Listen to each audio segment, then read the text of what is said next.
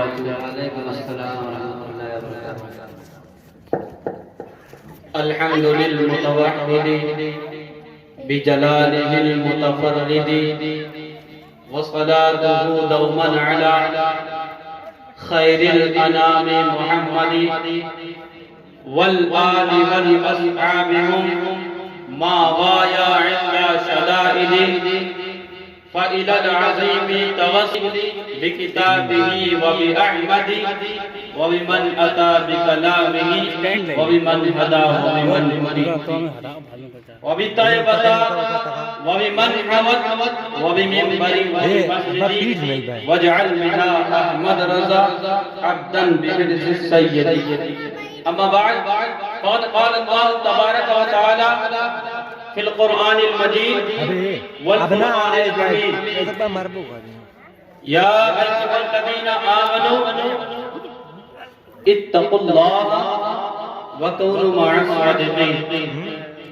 صدق الله مولانا العظيم وبلغنا رسوله النبي الأمين المتين المبين الكريم ونحن على ذلك لمن الشاهدين والشاكرين والحمد لله رب العالمين آمین یا رب العالمین.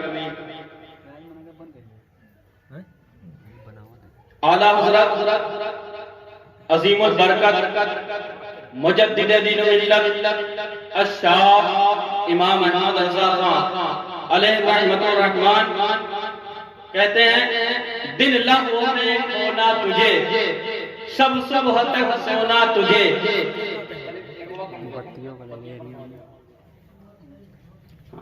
دن لہو میں کھونا تجھے شب صبح تک سونا تجھے شرم نبی خوف خدا یہ بھی نہیں وہ بھی نہیں.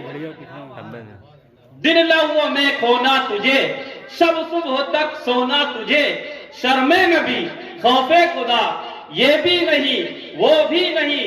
رزق خدا کھایا کیا فرمان حق تالا کیا. رزق خدا کھایا کیا فرمان حق تالا کیا. چشم کرم ترسے سزا یہ بھی نہیں وہ بھی نہیں. چشم کرم ترسے سزا یہ بھی نہیں وہ بھی نہیں. آئیے سب سے پہلے ہمارا آقا نامدار مدینے کے تاجدار دونوں عالم کے مالک و مختار کی بارگاہ بے کس پناہ میں درود شریف کا نذرانہ پیش کریں. پڑھے اللہم صلی علی سیدنا مولانا محمد عدد ما فی الملک صلاۃ دائمۃ بدوام ملک اللہ صلی اللہ تعالی علیہ وسلم صلی اللہ تعالی علیہ وسلم.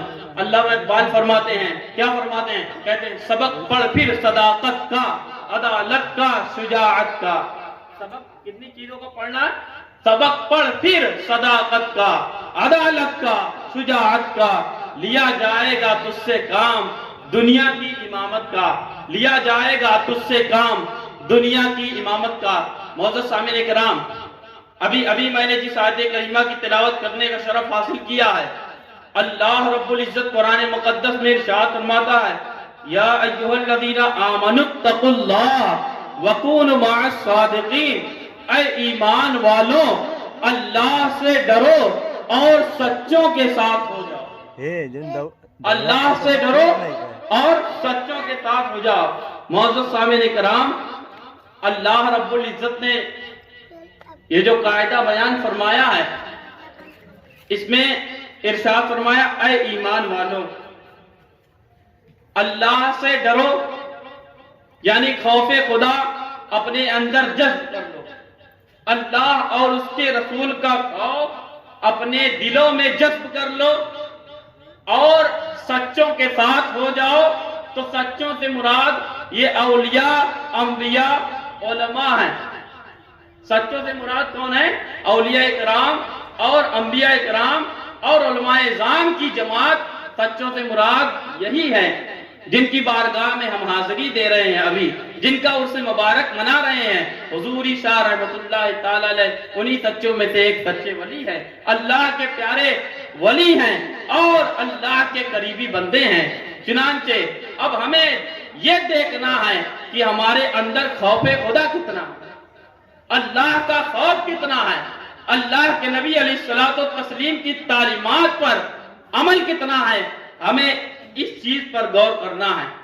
معزز سامعین کرام، اگر خوف خدا کا معاملہ دیکھا جائے تو ہمارے معاشرے میں ایسا لگتا ہی نہیں ہے کہ کوئی خدا سے ڈرتا ہے، الا ماشاء اللہ، ایسا لگتا ہی نہیں ہے، محسوس ہی نہیں ہوتا ہے کہ کسی کے اندر خوف خدا بھی ہے۔ اللہ کے پیارے رسول کے حبیب امام عشق محبت فرماتے ہیں، شرم نبی خوف خدا، یہ بھی نہیں وہ بھی نہیں، دن لغو میں کھونا تجھے، یعنی اے لوگوں،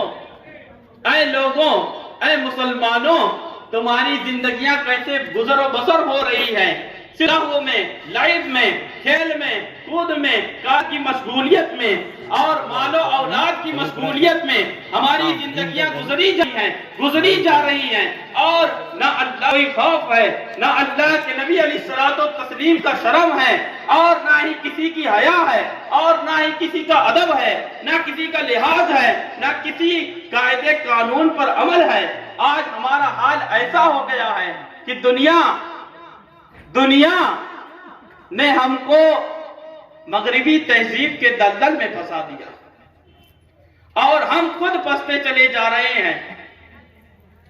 اب لوگ ٹانڈا میں، یہاں خصوصاً لوم کا کاروبار ہے اور اپنا کاروبار ہے، ایسا نہیں کہ کسی کے ہاں جاب کرنے جاتے ہیں، نوکری جاتے ہیں۔ اگر کوئی کرتا بھی ہے، مطلب ڈیوٹی چلاتا ہے، یا کسی کے کارخانے میں رہتا ہے، یا کسی کے آفس میں رہتا ہے، تو وہ بھی مسلمان ہے جس کے یہاں رہتا ہے، اور ایسا نہیں ہے کہ نماز کے وقت وہ چھٹی نہ دے گا۔ کوئی مسلمان ایسا ہے ہی نہیں جو دوسرے مسلمان کو نماز سے روکے۔ حالانکہ حضور علیہ الصلوۃ والتسلیم کو ابو جہل نے نماز پڑھنے سے روکا۔ اللہ رب العزت ارشاد فرماتا ہے، اے محبوب اس کو دیکھتے ہو جو نماز پڑھنے سے آپ کو روکتا ہے۔ تو جو مسلمان، بظاہر مسلمان، نماز سے روکے اپنے ماتحت کو، اپنے بیٹے کو، اپنے بچے کو، یا اپنے باپ کو نماز سے روکے، تو کسی ابو جہل سے کم نہیں ہے۔ ہمارا حال کیا ہے کہ ہم لوم میں اتنے مشغول ہیں، اور کاروبار یہ اپنا ہے۔ ہم بتائیں پہلے کہ کاروبار یہ اپنا ہی ہے، ایسا نہیں کسی کے ہاں ہم دوسرے غیر کے وہاں گئے ہیں نوکری کرنے، پتہ نہیں وہ زہر پڑھنے دے گا کہ نہیں، اثر پڑھنے دے گا کہ نہیں۔ اب جب لوم کی چاپ اور ہر چیز ہمارے ہاتھ میں ہے، پھر ہماری مسجدیں آباد کیوں نہیں ہیں؟ یہ افسوس کا مقام ہے۔ لوگ بہانے بناتے ہیں، اچھا مولانا صاحب کاروبار یہاں کا ایسا ہے کہ سب بازار آتا ہے، یہ سب خالی مولانا کے سامنے چل جائے گا، لیکن جب منکر نکیر قبر میں سوال کریں گے تو وہاں پر آپ کا یہ جواب نہیں بنے گا کہ مولانا صاحب ابھی چھوٹے ہیں، سمجھتے نہیں ہیں، ایسے ہیں ویسے ہیں، فلانا اعتماد۔ جتنے بہانے بازیاں ہیں سب دنیا میں کسی کے سامنے اگر چل جائیں، ویسے تو آدمی سامنے والا سمجھ ہی جاتا ہے کہ بہانے بازی کر رہا ہے، کتنا اس کو منائے۔ تو بہانے بازی کر رہا ہے تو آدمی کہاں تک کیا کرے کہ ہر دم جھوٹ بولے، فریب بولے، دعوت دو، ارے یار نماز پڑھا کرو۔ ہاں مولانا صاحب اصل میں کاروبار ایسا ہے کہ چھٹیاں نہیں مل پاتی ہے۔ اللہ رب العزت ارشاد فرماتا ہے کہ وما خلقت الجن والانس الا لیعبدون، ہم نے جن و انس کو اسی لیے پیدا کیا کہ وہ ہماری عبادت کریں۔ تو اللہ کی عبادت جو ہے وہ افضل عبادات میں سے نماز ہے، اور ہمارے لیے کیا ہے کہ خوف خدا ہمارے دلوں سے اٹھا جا رہا ہے۔ بس بہانے بازیاں، جھوٹ، مکار، چوری، دغا بازی، کون سی ایسی بیماری، ایسی گناہ کی بیماری ہمارے اندر نہیں ہے جو ہم نہ کرتے ہوں۔ جھوٹ بولنا ایک دم عام ہے، 90 گرام کی پیس 110 گرام میں چل رہی ہے، کوئی دقت نہیں۔ اور ایسے ہی ایک دو چیزیں نہیں، کوئی کنٹریکٹ کیا ہے کسی کے ہاں اور وہ کنٹریکٹ توڑ کے ادھر مال مہنگے میں بیچ رہا ہے، اس میں بھی کوئی دقت نہیں۔ تو جھوٹ، فریب اور دغا ہی کی وجہ سے لوگ پریشان حال ہیں۔ اللہ رب العزت ارشاد فرماتا ہے قرآن مقدس میں، جو کچھ مصیبتیں تم پر مسلط کی جاتی ہیں وہ تمہارے ہاتھوں کی کمائی ہوئی ہے، یعنی تمہاری کرتوتیں ہی تم پر مسلط فرماتا ہے۔ اللہ رب العزت آزمانے کے لیے یہ سب تمام چیزیں فرماتا ہے۔ سبحان اللہ۔ تو یہ کیا ہے؟ ہمارے ہاتھوں کی کمائی ہوئی چیزیں ہیں کہ ہم کاروبار میں نہ ترقی کر رہے ہیں، نہ دینیات میں ترقی کر رہے ہیں، نہ دنیا داری میں ترقی کر رہے ہیں، کسی میدان میں ہمارا کوئی قدم ہی نہیں ہے۔ ورنہ مسلمانوں کا وہ حال تھا کہ اقبال کہتے ہیں کہ وہ معزز تھے زمانے میں مسلمان ہو کر، تم ہوئے خار تارک قرآن ہو کر۔ اقبال کہتا ہے کہ وہ مسلمان جو حجازی تھے، جو مکی تھے، اور جو اللہ کے نبی علیہ الصلوۃ والتسلیم کی تعلیمات پر عمل پیرا تھے، ان کا حال یہ تھا کہ وہ معزز تھے زمانے میں مسلمان ہو کر، صرف وہ مسلمان نام اسلام سے لوگ لرزتے تھے، اور ان کے تقوی و طہارت اور ان کی سچائی اور صداقت صرف مسلمان ہی پر پہچانی جاتی تھی۔ چنانچہ اقبال کہتے ہیں وہ معزز تھے زمانے میں مسلمان ہو کر، تم ہوئے خار تارک قرآن ہو کر۔ آج ہمارے گھروں میں نہ نماز کی کوئی تعلیم ہے، نہ قرآن کی کوئی تعلیم ہے، نہ دین کی کوئی تعلیم ہے، نہ دنیا کی کوئی تعلیم ہے۔ بس بچہ 10 سال کا ہو گیا، ہائی اسکول انٹر کروا لو، اب پتہ نہیں قرآن پاک پڑھا کہ نہیں، اس سے کوئی مطلب نہیں۔ اس کے بعد اس کو لوم میں لگاؤ، وارپین میں لگاؤ۔ لوم میں لگانا، وارپین میں لگانا کوئی غلط نہیں ہے، لیکن ہمارے لیے ضروری یہ ہے کہ ہم تعلیمات اسلامیہ کو کما حقہ بچوں کو سکھا دیں، اور ان کو تعلیم دے دیں اتنی کہ وہ حلال و حرام، جائز اور مکروہ تنزیہی اور مکروہ تحریمی میں فرق کر لے، اور اپنا کاروبار دینی اعتبار سے، ملی اعتبار سے کما حقہ کرے۔ تو اس طریقے سے ہماری ترقی ہو سکتی ہے، اور ہماری ترقی اسی طریقے پہ ہوگی کہ ہم سچائی سے کریں اور اللہ کی عبادت کریں اور اس کے تمام احکامات پر عمل کریں۔ چنانچہ ہمارے لیے ضروری یہ ہے کہ ہم اللہ کے نبی علیہ الصلوۃ والتسلیم کی تعلیمات کو لے کے چلیں۔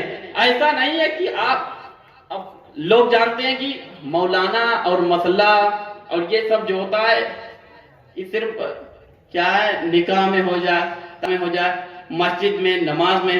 حالانکہ قدم قدم کے مسائل ہیں اسلام کے اندر۔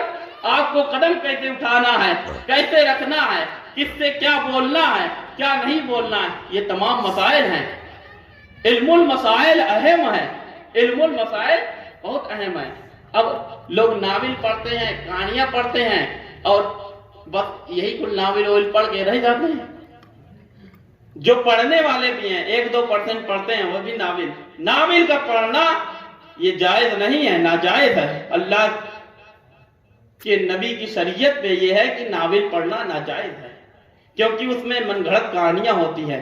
بہرحال دوسری طرف گفتگو چلی گئی، لیکن ہمیں یہ فرصت نہیں ہے ہمارا نجی کاروبار ہونے کے بعد بھی کہ ہم اللہ کی بارگاہ میں 5 وقت سجدہ ریز ہو جائیں۔ حالانکہ اور بہت سے لوگ ہیں جو غیر مسلموں کے ہاں جاب بھی کرتے ہیں، لیکن 5 وقتہ نماز ادا کرتے ہیں، چھٹی لے کر طاقت سے وہ نمازیں پڑھتے ہیں۔ تو ہمارے لیے ضروری یہ ہے کہ ہم 5 وقتہ نماز ضرور پڑھیں، اور صرف ہمارا حال یہ ہے کہ مولانا صاحب تقریر کہہ دیں، آ جائے کہ سن لیا جائے، اتوار کا دن ہے، اس کے بعد سب ڈیلیٹ ہو جائے گا، نہ کسی کو عمل کرنا ہے نہ کچھ۔ اور لوگ سب سے زیادہ یہ دیکھتے ہیں کہ فلانا نے عمل کی، دھماکہ نے عمل کی، ان نے عمل کی۔ ہم کو دیکھنا یہ ہے کہ ہم نے کتنا عمل کیا، ہم نے تقریر سن کر کتنا عمل کیا۔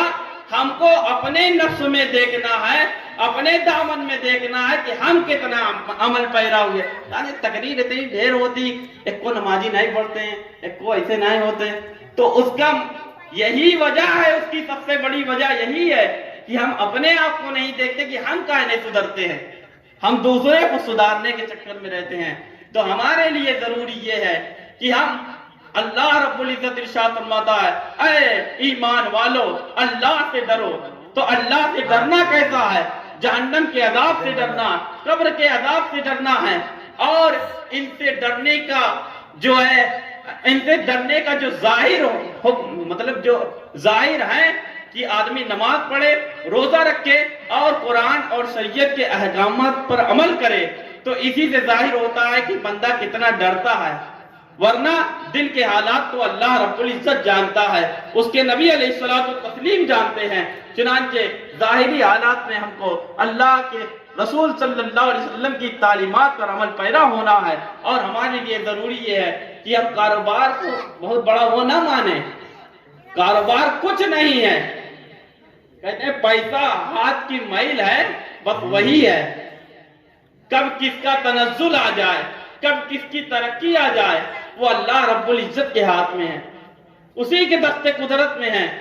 چنانچہ اللہ رب العزت ارشاد فرماتا ہے کہ اے لوگوں، یا ایھا الذین آمنوا لا تلہکم اموالکم ولا اولادکم عن ذکر اللہ ومن یفعل ذلک فاولئک هم الخاسرون، کہ اے ایمان والو، تمہیں تمہاری مال اور تمہاری اولادیں کہیں اللہ کے ذکر سے غافل نہ کر دیں، اور جن کو ان کے مال اور ان کی اولاد اللہ کے ذکر سے غافل کر دے تو وہی خسارے والے، نقصان اٹھانے والے اور جہنم میں جانے والے لوگ ہیں، وہی دنیا و آخرت میں نقصان اٹھانے والے لوگ ہیں۔